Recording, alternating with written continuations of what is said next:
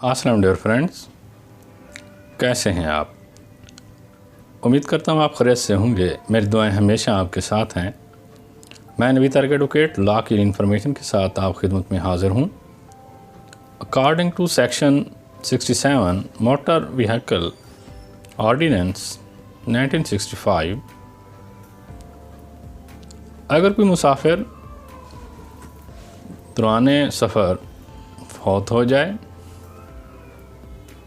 या ज़ख्मी हो जाए तो बस कंपनी मुसाफिर को या उसके लवाहकीन को मुआवजा अदा करने की पाबंद है। आज की प्यारी बात जो मैं आपसे शेयर करूँगा, हम में से वही ज़िंदा रहेगा जो दिलों में ज़िंदा रहेगा और दिलों में वही लोग ज़िंदा रहते हैं जो आसानियाँ बांटते हैं, मोहब्बतें बांटते हैं। शुक्रिया। अपनी प्यारी दुआओं में मुझे याद रखिएगा।